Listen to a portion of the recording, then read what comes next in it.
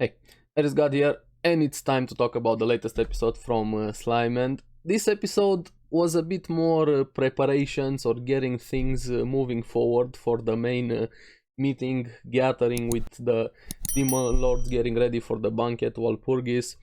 But Shuna kind of stole the show, which I feel like it was very needed.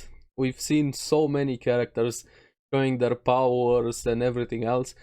Kind of feel like forever since we saw her in action properly. And note to self, don't make Shuna angry. So let's get into this episode and talk about it. Now at the beginning we have Rimuru and the others getting ready for the Walpurgis, and we see that Veldora has some history with some of the demon lords, especially with the vampire one, and there's something very curious about the vampire one, but I'll talk more when we get towards the end of the episode. We meet, or at least we're told about a new one, Dagurel, a giant. I kind of got reminded a bit from Nanatsu no Taizai Droll, the appearance he had and the way he was a giant. Dino, kind of similar to Ramirez, and they have some history, and I'll get to that also. And it's finally time for it to start, so to say. We have a gate opening. One of the maids from Guy is there to escort Rimuru and Ramirez, and she's very strong. There's some comments about her. Her name was Misery, if I remember correctly. I think the other one was Rain, since they mentioned both of their names. But after this, we have the Shuna show, and I like this part of the episode quite a lot because they're heading towards Clement's castle, but they get caught into a trap by Adalman, one of the five fingers. We kept hearing his name, and I like that he's a Lich King controlling the undead over there. And we have Hakuro and Soe kind of take the back seat to this fight, in a way, just holding back some of the forces. Soe fighting a dragon and Hakuro fighting a dead swordsman or a death knight. And honestly, Soe wasn't able to kill that dragon because the soul of the dragon was in Adalman, but they pushed it to show how capable Shuna is, and I like that quite a lot because we know Soe and Hakuro, they're both very capable, more than capable. Benimar, we've seen him, and I'm so glad we finally get to see Shuna in action, and not just her power, the way she was acting, the way she was presenting herself. Note to self, don't make Shuna angry. I like characters when they are calm but angry at the same time. After everything that happened, even Soe and Hakuro recognize she has matured, doesn't only need their protection, she's more than capable of handling herself. Even though she put that alignment field, I believe that was the name, to have a one-on-one duel against Adalman. I'm kind of starting to like Adalman. We find out he's forced to work with Clayman. He's bound to those lands there by, not by Clayman, what was that demon lord's name? Keep forgetting. Kazalim, the one who has a different body right now.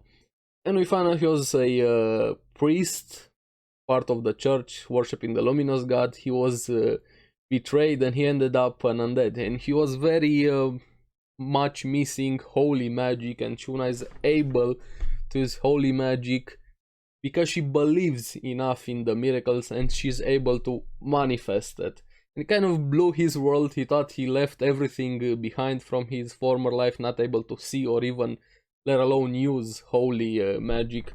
You kind of start slowly, you see them not be so much as enemies, more like rivals in a way, forced to be on opposite sides, but I'll get to that. And Shuna just handled that fight perfectly. She even overrode his disintegration magic over there. She was actually waiting for it, and kind of releases his curse with him being bound to that land over there. And I like after the fight she won it very convincingly, and I gotta say the effects they put there Shuna was awesome, and Adalman also, but I'm glad we finally saw Shuna in action. We need more of her throughout the episodes. Hopefully she's gonna get more time to shine. But she wins the fight very easily, and I like the conversation they had after. They want to be better, and also recognizing that they don't have to be so arrogant, as power kind of went a bit to their heads, kind of bringing themselves down to the normal level, so to say. I like that, and especially when they admit it to themselves. But now Shuna has a new fan, so to say the least. Adalman even kneeled before her after he was set free. She broke the curse, and he wants to meet Rimuru and worship a new god, since he's lost all faith in Luminous, the god he previously worshipped. And I was kind of in a tough spot thinking about Rimuru. Sure, why not? Let's do it. Maybe he'll give up when he actually meets Rimuru. I think we're gonna have a new addition to the Tempest forces with Adalman, so to say. He's gonna be a fun character to have around. Maybe some future plot with this Luminous god, have some revenge, especially with the way the church has been doing so many scummy things, to say the least. He even offers himself to guide them to the castle.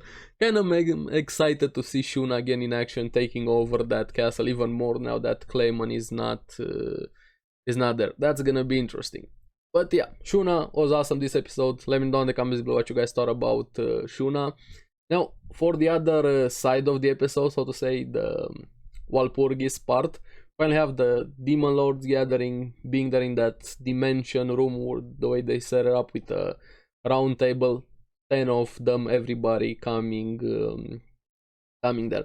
And I liked Rimuru's reaction when he first saw Guy, or his aura, recognizing how powerful Guy is, not comparing to the others or what he has faced so far. So this puts Guy probably one of the strongest characters in the series from what we've seen so far, one of the oldest demons also, and I kind of like him quite a lot since the episode we first met him. I'm curious what his interaction with Rimuru is gonna be, because we also had a fun interaction between Rimuru and one we've been waiting for quite some time, since the beginning of season 1. But the other one, we have Dagurel also coming, the giant demon lord, also very strong.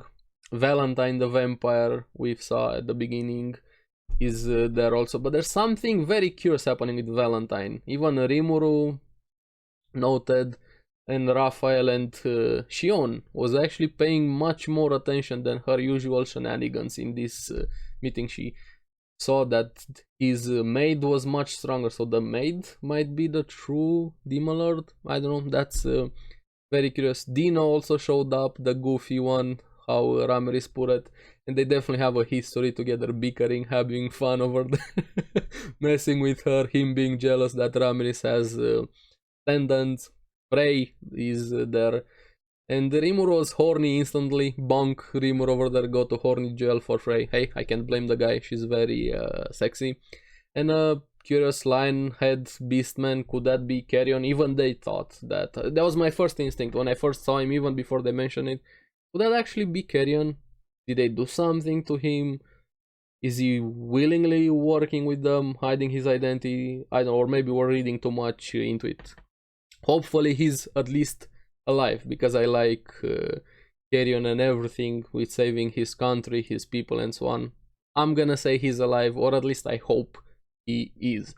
But now the long awaited meeting or confrontation, however you wanna call it, Leon being there with all of the history with Chizue, Rimuru's promise, their connection, everything, they're finally face to face. And even Leon, when he first blinked, he actually saw Chizue, he was reminded of her when he saw Rimuru. And I like how Rimuru was just instantly there. I want to hit you, let me hit you. And he just refuses. He doesn't think he did anything wrong, or at least we don't have the full information as to why exactly he did what he did to Chizue. What was his goal over there? He says he did it for her, he gave her a choice. I don't know, I need more details to actually understand what happened. Maybe Chizue didn't understand everything that happened to her. I'm not saying what he did was okay, at least until we get the full context, so to say, which I'm very, very curious. But my favorite scene with Rimuru was the last scene in the episode, when you have Milim and Clayman coming in. And honestly, I want beat the shit out of Clayman so much, because the first thing he did when he walked in, started hitting Millie, telling her to walk faster, treating her like pure trash. I really want that guy to die and get what's coming to him, like a slow, painful fight. Just punch him until there's no more Clayman. Please, hopefully we're gonna have Rimuru versus Clayman at some point, because that's leading towards, they're making us hate Clayman more and more with every episode. The face and reaction Rimuru had over there, swearing revenge for hitting his friend. Now this episode sets up future things. I feel like it's kind of becoming a trend with Slime. A lot of episodes are mostly build-up episodes. There's a lot of cool stuff to it, but you always feel like, yeah, but when are we getting there? When is that cool thing is gonna happen?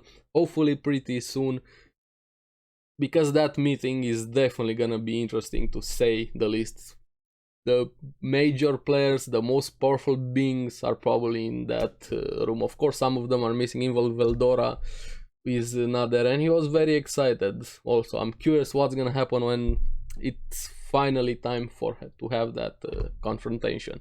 So let me know down in the comments below what you guys thought about the episode. Where do you think the meeting is gonna lead to? Remember, no spoilers if you have read the source material. And are you excited to see Clayman getting what's coming to him? So as always, thank you very much for watching.